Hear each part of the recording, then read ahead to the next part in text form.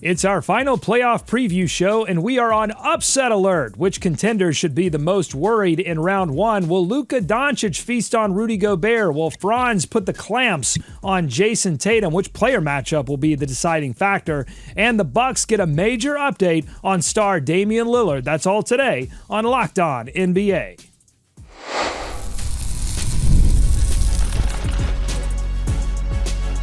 You are Locked On NBA, your daily NBA podcast. Part of the Locked On Podcast Network, your team every day. Welcome to Locked On NBA. Thanks so much for making us your first listen of the day. We are free. We are available wherever you get your podcast, part of the Locked On Podcast Network, your team every day. Today's episode is brought to you by Monarch Money. Take control of your finances with Monarch Money. Use code LOCKEDONNBA at monarchmoney.com for 50% off your first year. I'm Doug Branson, host of Locked On Hornets and your Shot Clock Sherpa, guiding you through the NBA's biggest stories with the help of Locked On's local experts. And with me are two of Locked On's premier national NBA experts from the Locked On Nuggets podcast and senior NBA writer for the Action Network. He's our man of 1,000 podcast. It's Matt Moore. Matt, Mavs and Grizzlies play tonight for the honor of playing OKC. Which team has more of a shot at making OKC nervous? Oh, man, that's a good question. I'm actually going to lean towards Dallas. I think Anthony Davis continues to be a problem they're not equipped to solve. Now, they don't have any guards, but maybe that's an upside, right? Like, oh, OKC destroys you with perimeter defense. Good luck. We don't have any perimeter offense. So maybe that's the advantage there. So I'll say Mavericks. And as long as PJ Washington exists, OKC should feel a little bit nervous. From the Locked On Bulls podcast, we've got the Prince of Petty. It's Haize. Haize, if the Hawks lose tonight, what should they do about Trae Young? Trade him. Send him out. Like at this point, like Trae Young has been great for them at times, and he puts up great numbers and all that. But I really think that the Hawks really need to evaluate if the best place for them is to get the asses they can for Trae and then move on. All right, that's the extent of our play-in preview. If you want to hear a deeper one, check out Locked On NBA Game Night. They went through both games. It's on this feed. But we have 30 more minutes to preview the playoffs, so we're going to use it wisely. Every year before I fill out my tournament bracket, my NCAA tournament bracket, I try to think if it's going to be an upset year or a chalk year, and that sort of informs how I fill out the rest of the bracket. Matt, when we do this show a few weeks from now, are we going to be talking more about series upsets, or do you see this as more of a chalk year? It's going to be a chalk year in the East and an upset year in the West. That's going to be my answer. I think that the Western Conference is a lot closer than it appears. I think that the matchup advantages for the Oklahoma City Thunder face some serious challenges throughout the playoffs. And I think that in the Eastern Conference, it's Cavaliers, it's Celtics, it's those two. And then there's everybody else playing for a distant third.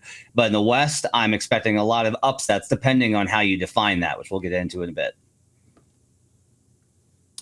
Yeah, it's definitely chalkier in the East. I think that, make no mistake about it, it's going to go the way that it's supposed to go. I don't foresee any major upsets in the Eastern Conference at all. The West can get a little bit interesting, but even then, I still think I'm just a big OKC guy, so I think OKC is gonna go come out the West, but it still should be an interesting playoff series. This from the guy, by the way, that predicted Pistons over Knicks. By the way, we'll just go ahead and get that out there. That's right. We're going to talk about OKC a little bit later in the show. One series that would be a major upset by seed, but that Vegas has very close right now, is Warriors over the Rockets. Both Locked On Warriors and Rockets have it not only as a close series, but they have every game coming down to crunch time possessions. Here's each team's keys to the clutch. I think the biggest thing for Golden State is just down the stretch of games when the Rockets are all over Curry, because everyone in the building knows where the ball is going to in the final minutes of the game. It's going to Steph. Having Jimmy as that extra decision maker, getting him the ball and having him facilitate is so huge for the Warriors. That's where I feel like they're playing their best basketball. When they're running the motion offense and Steph's running off screens and Draymond's looking for him and Pods picked up his dribble and he's trying to find Steph, that's where it gets a little dangerous for me. Get the ball into Jimmy's hands. Let him find Steph. Jalen and Şengün. this is going to be potentially their coming out party in this series against the Warriors. They need to arise to the occasion. They need to be the go-to guys. They're paid like it. Jalen Green has gotten better at it as the year has gone along. The very last game that these two teams played against each other, Jalen Green had 10 straight points in the fourth quarter. On a given game, any one of their top 6 or 7 guys can be the closer, but that is ultimately a double-edged sword because I don't know. I feel like not having that go-to guy, not having a Steph, not having a Jimmy is problematic. All right, Haize, which lower seed team has the best chance of pulling off a first-round upset? Is it the Warriors, or have you identified another team? No, I think it is the Warriors, especially in the Western Conference. Like coming up against that Rockets team that is inexperienced as far as playoff runs, against the veteran team with the great coaching. Not to say the Rockets don't have great coaching of the Golden State Warriors. They're definitely a threat to get upset in the first round as far as by a lower seed. And then you already know I also have the Pistons over the Knicks, so there's that as well. I think upsets being used too liberally here. Look, everyone expects the Warriors to beat the Rockets from what I've heard. Everyone expects the Clippers to beat the Nuggets from what I've heard. And a lot of people are picking Wolves over the Lakers, not me. I think that in the Eastern Conference, a lot of people I believe that the Pistons can really push the Knicks. I think that when we start talking about this, like the upsets are more of the better teams, I think, winning out. I think it's the Houston Rockets proving that they are legitimately the 2 seed, second best team in the Western Conference. That would be an upset. The Nuggets getting their season together after firing their coach, that would be an upset. So to me, these aren't really upsets. I think for me, it'd be more of an upset to see these other teams prove that all the work that they put in the regular season was legitimate versus this cute little run that some of these teams have been on over the last 2 months. You know, picking the Lakers to win it all pre-Doncic trade would have been viewed not as an upset, but as out of touch, like purple and gold brain stuff. But now it seems like they are viewed as almost an auxiliary contender, maybe 3rd or 4th on most people's list behind the Thunder and the Celtics. Are the Lakers, are they even a dark horse candidate anymore in your mind, Matt, or are they one of the major contenders to win it all? The Lakers are winning the Western Conference. They're winning the Western Conference. This is going to happen. I don't think they're the best team in the Western Conference. I think that's the Oklahoma City Thunder, but they're winning the Western Conference. The key here is just that the defense isn't a disaster. When they made that trade, I looked at the roster. I was like, oh, they're going to be horrible defensively. But JJ Redick has schemed up enough stuff. And honestly, it's a credit to LeBron, Dorian Finney-Smith, and Rui Hachimura for the work that they've done. Gabe Vincent, I think, deserves some credit here as well for being able to execute a scheme that covers for such horrible defensive liabilities in Luka Doncic and Austin Reeves. Teams don't have the patience or scheme to be able to kind of, I think, take advantage of these types of things. I think when we get to a potential conference finals, you're going to see a drastic difference in free throw rate. And that's going to wind up deciding the Western Conference Finals. The Lakers are going to the finals, Haize.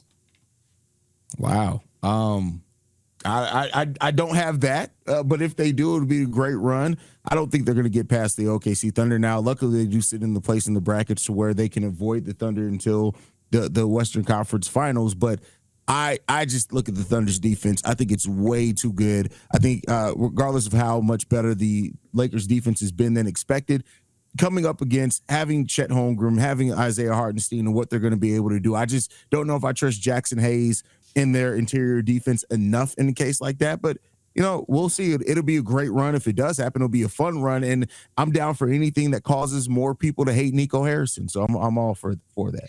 I got something for you on the Thunder defense at the end of the show.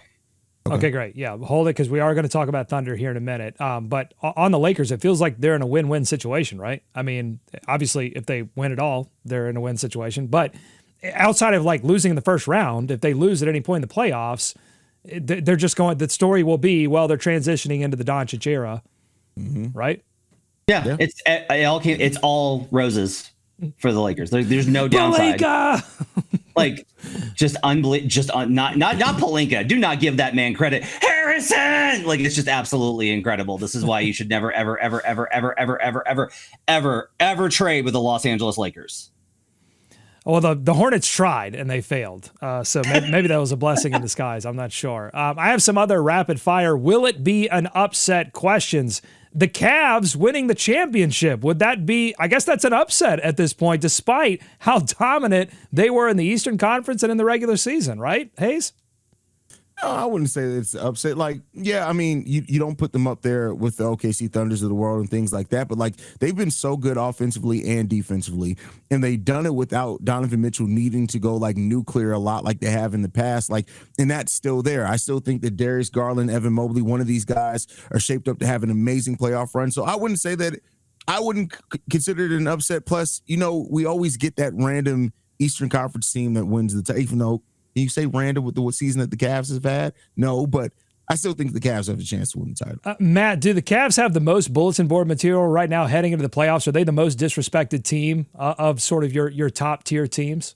Yeah, 100%. Because if we ignore all the context of seasons prior, then the Cavaliers would absolutely be the favorite to win the NBA title. They got an easier path going through the Eastern Conference, less upset potential, and they've got a more balanced offense than the Oklahoma City Thunder. They've been absolutely incredible. They've had the second best point differential in the league this season. So yeah, I think they're a little bit disrespected. The problem is just like the Cavs winning the title would be such a wonderful, wonderful story. I'm thrilled for these playoffs. I can't wait to watch them.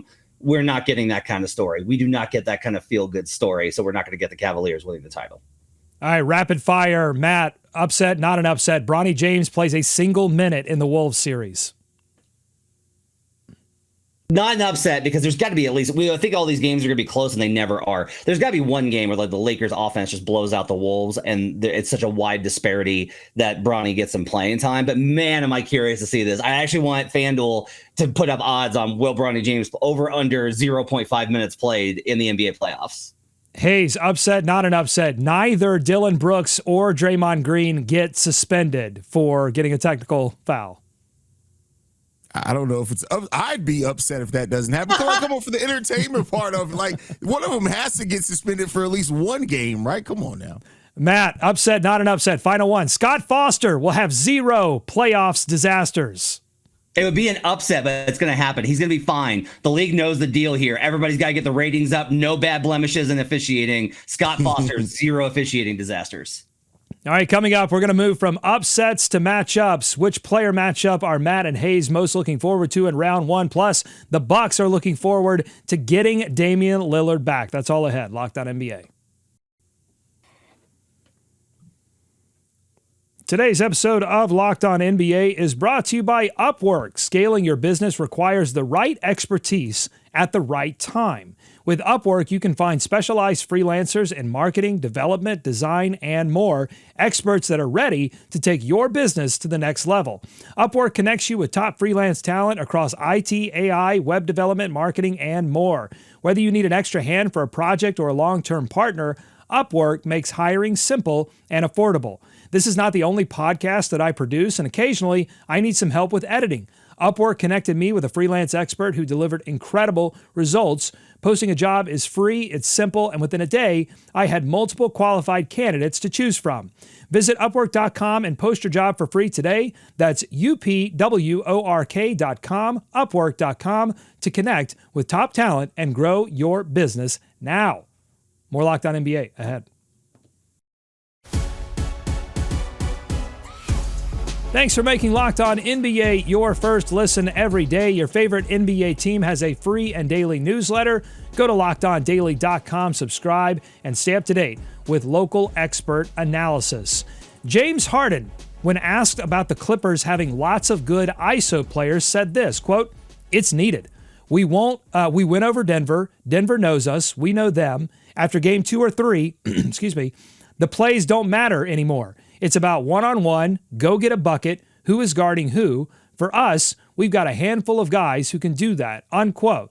So there are a lot of matchups to talk about around the Locked On NBA network of local podcasts. I want to hear first from Locked On Lakers on how much Luka will be hunting his old pal Rudy Gobert, and then Locked On Magic discussing who will try to limit Jason Tatum's impact.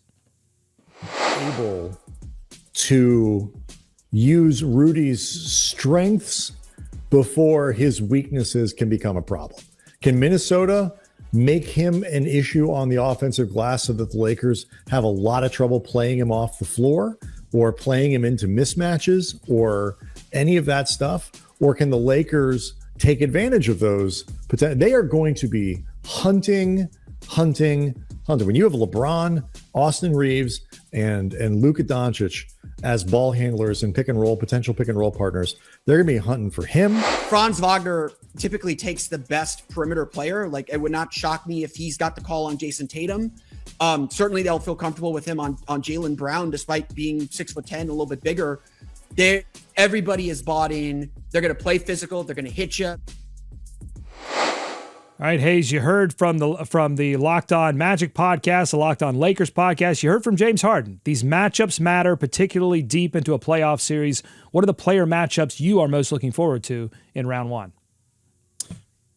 Giannis against the whole Indiana Pacers defense. Like, I think that Giannis has, while I did pick the Pacers to win that series, I do think that if Giannis Antetokounmpo is the superstar that we know he can be, the Milwaukee Bucks absolutely can run away with that series. And I think that while I like the Pacers defense, I trust that more than I do.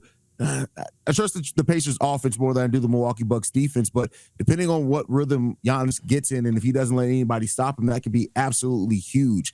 Then when you flip that also and go to the Orlando Magic and Boston Celtics matchup, I think that how the Boston Celtics defend Paolo and Franz is going to be hugely important, because if you can disrupt those guys, that they really have no other offense they can consistently rely upon. Yeah, they have guys that can step up any given game and stuff like that, but like consistently, it's Franz and Paolo. And if you can stop either one of those guys, it completely neutralizes their offense for the most part. Okay, I have like a million of them. I'll go quick. Chris Dunn chasing Jamal Murray off of screens. Murray's looked a lot better, had a lot more burst in his game since about January 1st. He's looked a lot better. I'm actually expecting this to be a return of playoff Murray. If Dunn can shut him down, then the Clippers are going to roll in the series. Julius Randle, both defending and attacking LeBron James. He's going to have to defend him just based off of the matchups. If Julius can actually manage to create some offense, get LeBron James a little bit downhill, backing up a little bit, force the defense to react to him, take LeBron away as this massive strength defensively, that changes a lot of what the Wolves are going to be able to accomplish and the kind of open shots they want to get for the three-point shooters. OG Anunoby versus Tobias Harris, they're both going to have to guard each other. OG is a lot stronger than Tobias and was able to back him down in the post. Will he get those opportunities, or the Knicks going to spam pick and roll? How that matchup, if OG can be an offensive weapon for the Knicks, that's only going to help them get a bigger advantage over a Pistons offense that I still think is probably only mediocre to average. The Magic bigs versus the Celtics bigs. Wendell Carter Jr. and Goga Batadze versus Al Horford and Kristaps Porzingis. Every single point Al Horford scores is death. You've got to be able to stay home on him, especially on three-point attempts. So that's going to be a huge part of the series. Wendell Carter Jr. is going to have the series of his life if the Magic are even going to put up a fight versus Boston. And then Amen Thompson versus Steph Curry. No better matchup of chasing a guy around screens. Amen does the best job maybe of any player in the league currently. I cannot wait to see that matchup play out. That's going to be more fun than watching Jimmy Butler dribble the air out of the ball, is watching Amen Thompson chase Steph Curry off of 17 screens in the possession. Oh, that last one's a good one. I really like that one. One matchup that Indiana now has to prepare for is who will guard Damian Lillard. Shams reporting yesterday that Damian Lillard has been cleared of the deep vein thrombosis that has kept him out since March 18th. It's an unprecedented timeline for a return from this type of blood clot issue. There's no timeline for a return, but everyone seems optimistic that he will return for the series against Indiana. Let's go to Locked On Bucks for when they expect him back and what it will mean for Giannis Antetokounmpo. Damian Lillard has been cleared to resume basketball activities, full contact. He was at practice and participated in that. He's not going to play tomorrow. Let's get that out of the way. But the return is imminent. What game do you think he makes his debut in? Feels like game 3 to me, like when they make that return back to Milwaukee. Just to give him enough time to kind of get back into as best as you can to get into game shape. I'm going to say game 2, but game 2 is a minutes limit. If you don't have Dame, one thing to keep an eye on is what can you ask of Giannis on both ends of the floor. As he himself said, I got to dial it back a little bit defensively because of the load I'm carrying offensively. That's going to be gone at some point this series. So I still think, and I would assume you do as well, the best path for the Bucks is Giannis dominance, because as we'll get to, I don't know what the options are for Indiana to slow him down.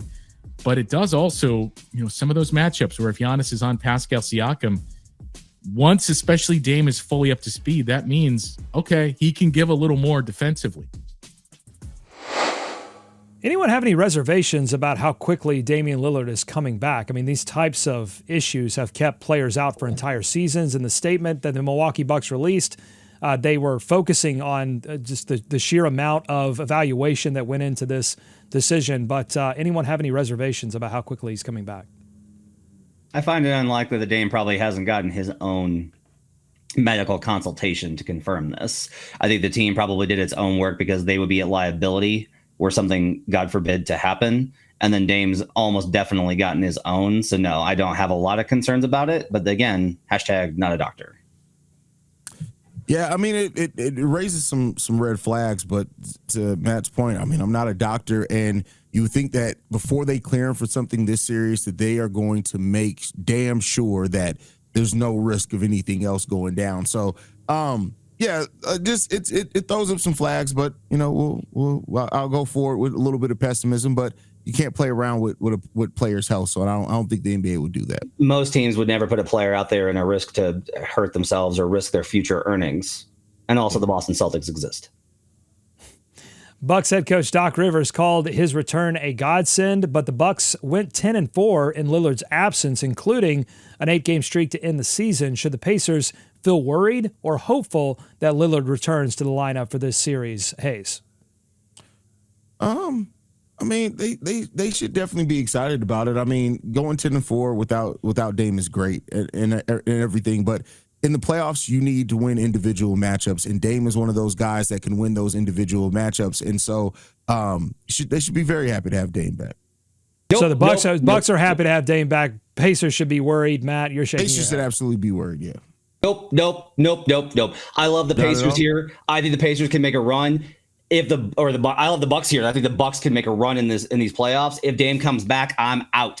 It's not Damian Lillard's fault, but the best version of this team is Giannis and 4 guys who can defend and shoot. That's the best version of this team. Giannis and Dame, we've seen this. It is not dominant. It's not good enough. You want to be able to exert it. It had better have a floor so high that the matchup advantages and disadvantages don't matter. They're not that. But if you're like, we're just going to pressure you constantly over and over again with Giannis Antetokounmpo and shooters, that leverages a defense in a way that Dame honestly can't at this point in his career. So like, Dame's amazing. Dame's still awesome. Dame's still very good by so many metrics. I don't think he makes his team better. This version of the Bucks is better. This is what they need. Haize, you seem surprised by that Matt's strong statement there that he doesn't make the Milwaukee Bucks better. What do you think about that? Well, no, I mean, I get what Matt's saying as far as fundamentally, as far as just Dame with defenders and shooters. Giannis with defenders and shooters. But like I said, I think I still go back to in the playoffs, it's different. But Matt's not wrong with what he said. I just in normal day to day, but I think in the playoffs, you want a guy like Dame who can hit big shots. Yeah, Dame isn't a defender. We all know that, but especially against the Indiana Pacers, it may not come down to a lot of defense there. It may come down to who can outscore each other. Speaking of things being different in the regular season into the playoffs, the Oklahoma City Thunder, they are hoping that they can translate their regular season dominance into postseason dominance. We'll talk about them more. Plus, I'm going to get one more stat from Matt Moore and Haize heading into the playoffs. That's coming up on Locked On NBA.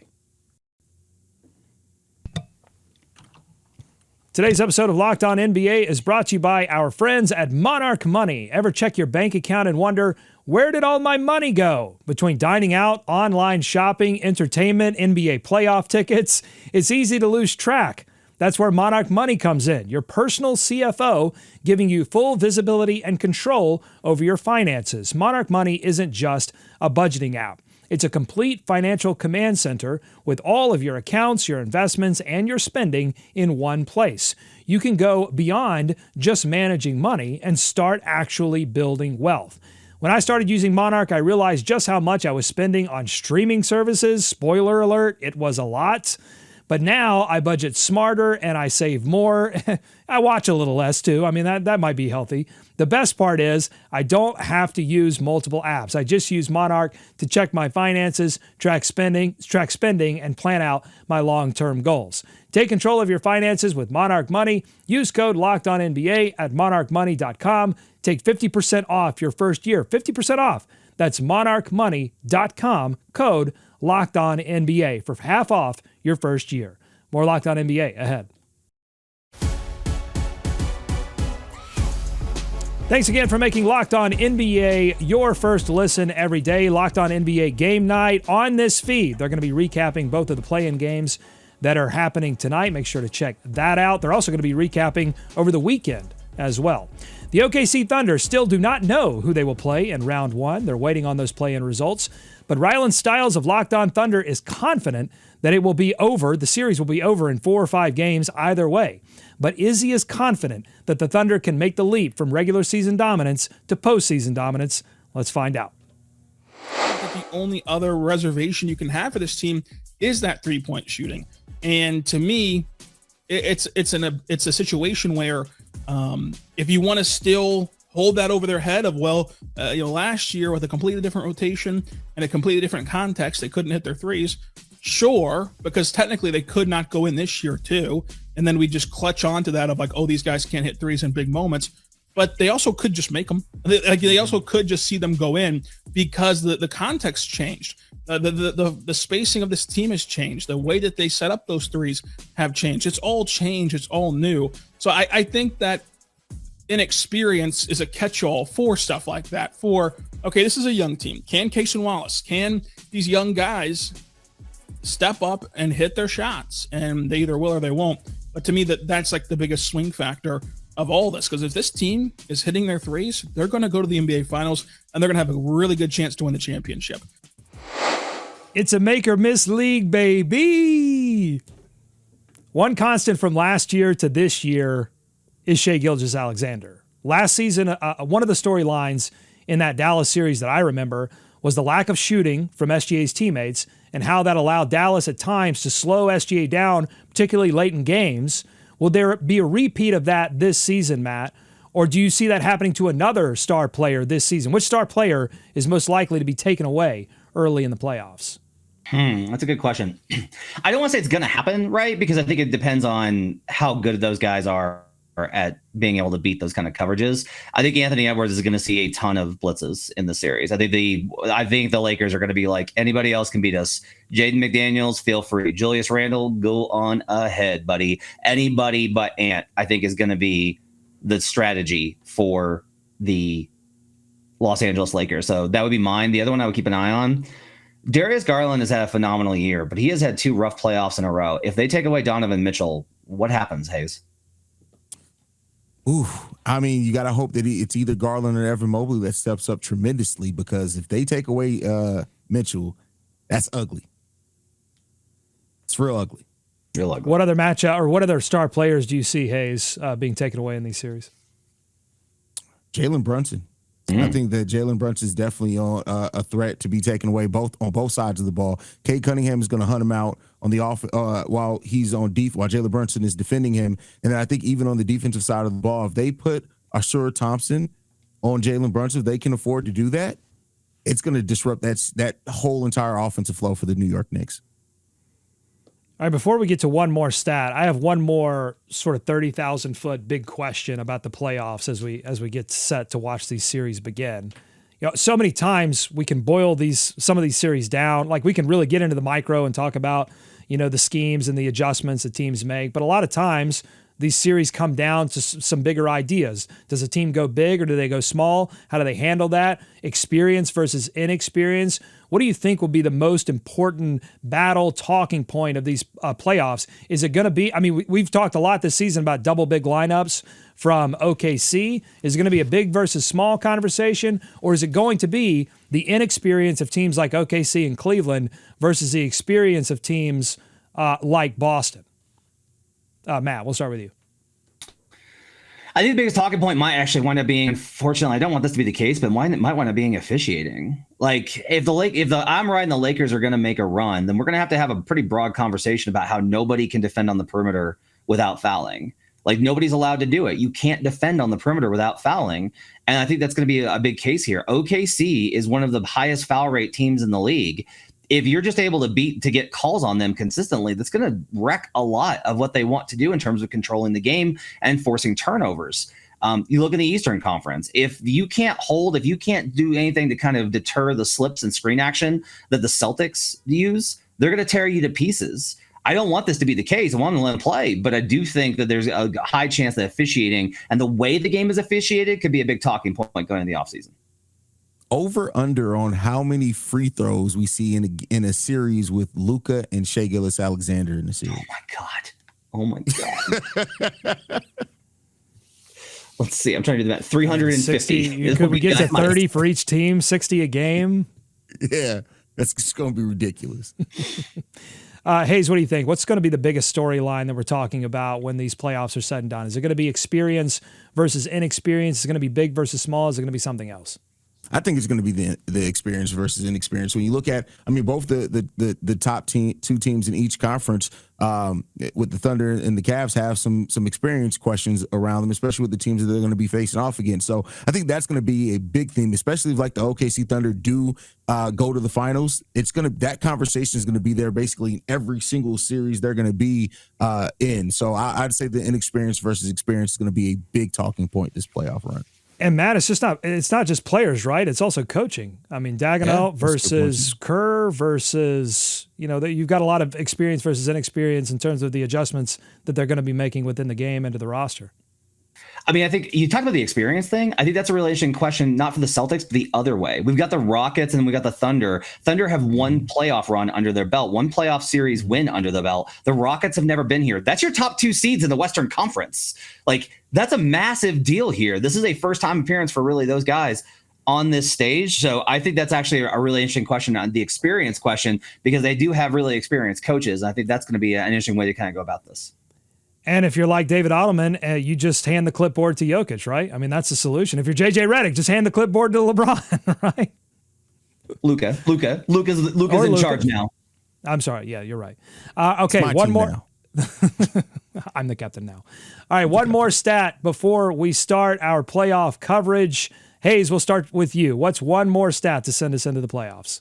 This is the third straight year that the Boston Celtics have finished top 5 in offense and defense. When you look at teams that have done that in back-to-back seasons, there have only been 2 teams that didn't win a title. That was the 1992-93 Seattle team, and also the 2017-18 Toronto Raptors team. So it shapes up that the Boston Celtics is going to have a really good opportunity here to win a title. I got 2 quick. One, Jalen Brunson has never made more than 1 3-pointer in a game 1. Never done it. He has only made 1 3-pointer in a majority of the games or 0.